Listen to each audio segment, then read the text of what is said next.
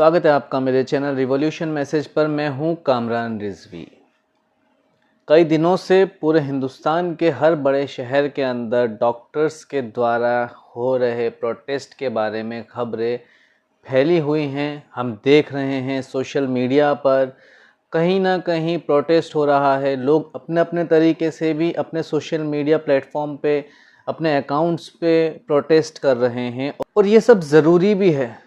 विरोध जताना ज़रूरी है। सरकारों को और प्रशासन को, जिम्मेदार हर इंसान को जो भी ऐसी चीज़ों में बचाने के लिए जिम्मेदार है, मतलब जिन्हें हमने इसलिए चुना है ताकि वो हमारे रक्षक बने, उन लोगों तक ये बात पहुंचाना कि हमारी सेफ्टी मायने रखती है, ये उनको समझाना, ये सब दिखाने के लिए प्रोटेस्ट, विरोध बेहद ज़रूरी है। जो मेडिकल कॉलेज है, आरजीकर मेडिकल कॉलेज, वहाँ पर जो ट्रेनी डॉक्टर के साथ हुआ, जिस तरह उनका सेमिनार हॉल में रेप किया गया, ये बेहद निंदनीय है और इस पर प्रशासन के ऊपर बहुत सारे सवाल उठते हैं। और जिस तरह स्पीड में काम हुआ, संजय रॉय नाम के व्यक्ति की गिरफ्तारी हुई और फ़ौरन ही सीबीआई ने इस केस को अपने हाथ में ले लिया, ये सब अच्छी बात है। इन सब चीज़ों को हम सराहते हैं और जल्द से जल्द दोषी को ज़्यादा से ज़्यादा सख्त सज़ा हो, हम इसकी उम्मीद करते हैं। मगर चिंता का विषय हमारा तभी बढ़ गया था, हम लोगों को चिंतित तभी हो जाना चाहिए था जब एनसीआरबी ने अपनी रिपोर्ट 2022 में डिक्लेयर की थी। 2022 की एनसीआरबी रिपोर्ट ये कहती है कि 86 रेप हर रोज़, 86 रेप हर रोज़ होते हैं हिंदुस्तान के अंदर। ये एक बहुत बड़ी चेतावनी थी एनसीआरबी की तरफ से कि ये जो अंक 130-140 करोड़ आबादी के इस मुल्क के अंदर रोज़ 86 रेप हो रहे हैं, ऐसा एनसीआरबी की रिपोर्ट में 2022 में आया था।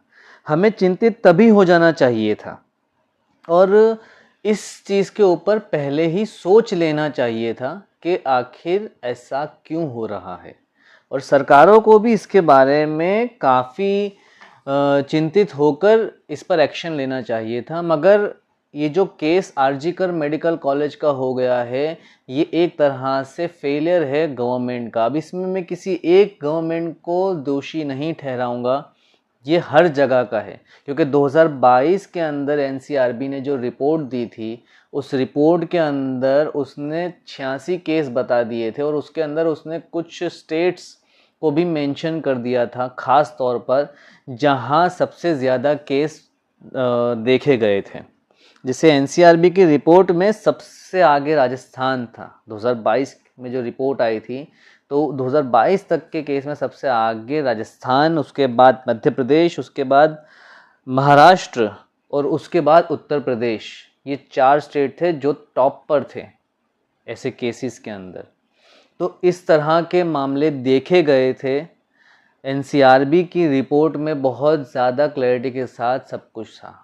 अगर उसी वक्त हमने इस चीज़ को चिंता का विषय बनाकर इसके ऊपर सोच लिया होता तो शायद आरजीकर मेडिकल कॉलेज के केस तक नहीं बात पहुंचती। और मैं सिर्फ आरजीकर मेडिकल कॉलेज के केस को नहीं बड़ा कह रहा हूं, बल्कि हर छोटे से छोटा बुरा व्यवहार, किसी के साथ अनवांटेड होना, ये गलत ही है। अगर पास्ट के मैं रेप केसेस की बात करूं, जो बुरे केस हुए थे, जिनके ऊपर काफ़ी प्रोटेस्ट हुआ था, उसमें 2018 में कठुआ में जो रेप केस हुआ था एक 8 साल की लड़की का, आसिफा का, उसका केस बहुत ही ज़्यादा दर्दनाक था। 2019 के अंदर 27 साल की एक लड़की के साथ गैंगरेप हुआ था और वहीं पर 2020 में हाथरस में 19 साल की बच्ची के साथ गैंगरेप हुआ। ये 3 केस ऐसे थे कि जिसमें लोगों का दिल दहल जाए, ऐसे केस हुए थे। और अब आरजीकर मेडिकल कॉलेज का केस आया है, जहां पूरे हिंदुस्तान के अंदर हर ज़िले के अंदर डॉक्टर्स और आम जनता प्रोटेस्ट कर रही है।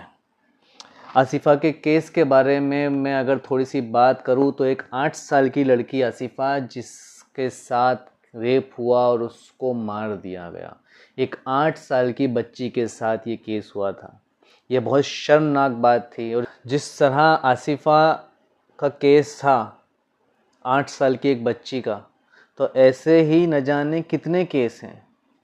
कहीं ना कहीं बच्चों के साथ गलत व्यवहार हो जाता है, उनको मोलेस्ट कर दिया जाता है, उनको हैरेस कर दिया जाता है, कहीं पर शिकार बनाया जाता है और कहीं पर दबाया जाता है।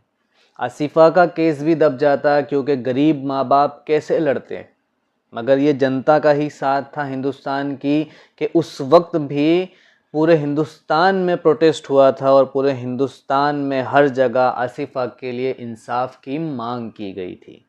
ये एक बहुत बड़ी बात थी। और आरजीकर मेडिकल कॉलेज के मामले पर भी यही है। 2018 के अंदर आसिफा का केस हुआ था, 2020 में जो हाथरस का केस हुआ था उसमें भी हिंदुस्तान की जनता ने अपना विरोध प्रदर्शन किया था। तो कई बार हिंदुस्तान की जनता ने दिखाया है ऐसे केसेस में विरोध प्रदर्शन करके, मगर एनसीआरबी की रिपोर्ट फिर भी हमें चिंतित करती है क्योंकि उस रिपोर्ट के मुताबिक 86 रेप केस हर दिन हो रहे हैं। तो समझना चाहिए सरकारों को भी, और जो जिम्मेदार लोग हैं जिनके ऊपर जनता विश्वास करती है सेफ्टी की, उन्हें भी समझना चाहिए कि इस तरह के मामले ना हों। और इस तरह के मामले ये नहीं कि सिर्फ इलेक्शन के आसपास हो रहे हैं और प्रोटेस्ट हो रहे हैं ताकि सरकारें गिर जाएं। इस तरह के मामले नहीं होने चाहिए। कई बार ऐसा सुनने को मिलता है, कई बार सोशल मीडिया पर इस तरह की न्यूज़ फैलती है। इसकी हम पुष्टि नहीं करते, मगर इस बात को हम चिंता का विषय बताकर आपको सिर्फ एक समझाने के तौर पे बताना चाह रहे हैं कि कई बार ऐसा सुनने को मिलता है कि माँ बाप के गरीब होने की वजह से या सामने जो बंदा था जिसने गलत हरकत की है उसके बड़े नेटवर्क, बड़े पावरफुल होने की वजह से कई बार केसेस सामने आते ही नहीं हैं, एफआईआर दर्ज होती ही नहीं है। ये सब सोशल मीडिया पर अक्सर देखने को मिलता है। अब ये सच है झूठ है, इसकी पुष्टि तो तभी हो सकती है जब जिम्मेदार लोग अपनी जिम्मेदारी को समझें और इस तरह के केस की छानबीन पूरी ईमानदारी के साथ करें। 2024 की एक रिपोर्ट पर भी मैं आपका ध्यान ले जाना चाहता हूं, जो DW.com पर आई थी 3 मई 2024 को, जिसके अंदर एक स्पेनिश टूरिस्ट का गैंगरेप हुआ झारखंड के अंदर। ये भी एक ऐसी न्यूज़ है कि हम ये सोच ही नहीं सकते कि हिंदुस्तान की लड़कियां, हिंदुस्तान की बच्चियां, हिंदुस्तान की औरतें तो इस चीज़ का शिकार हो ही रही थी, मगर अब टूरिस्ट भी सेफ नहीं है। तो इस तरह की शर्मनाक हरकतें हैं और इस पर यही कहना है कि सिर्फ इस पर प्रशासन को नहीं बल्कि आम जनता को भी है ना जागरूक होना होगा और जागरूक होकर गलत व्यवहार को खुले में रोकना होगा। पब्लिक प्लेस पर हो या अकेले में हो, अपने अंदर के इंसान को जगाकर इस तरह के गलत व्यवहारों को रोकना बेहद ज़रूरी है, वरना ये दरिंदगी नहीं रुकेगी।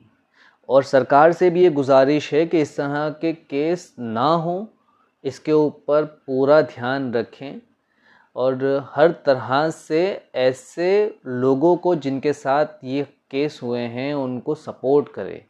कहीं पर भी केस में या जजमेंट आने में कहीं देर ना हो, इसकी भी पूरी तरह से जिम्मेदारी लें और इस पर पूरी तरह कार्यवाही करें। तो फ़िलहाल के लिए इतना ही। ये वीडियो आपको कैसी लगी है, इन्फॉर्मेशन आपको कैसी लगी है, इस तरह की और वीडियो अगर आप देखना चाहते हैं तो हमारे चैनल को सब्सक्राइब ज़रूर कीजिएगा, वीडियो को लाइक ज़रूर कर दीजिएगा और वीडियो को शेयर ज़रूर कर दीजिएगा। यही वीडियो आप फेसबुक, इंस्टाग्राम पर या व्हाट्सएप पे शेयर हुई भी देख रहे हैं तो भी हमारी वीडियो को शेयर ज़रूर कीजिएगा। फेसबुक और इंस्टाग्राम के पेज को फॉलो ज़रूर कीजिएगा, आपको लिंक डिस्क्रिप्शन में ज़रूर मिल जाएगी। फ़िलहाल के लिए इतना ही, मिलते हैं अगली वीडियो में। अपना ख्याल रखिएगा।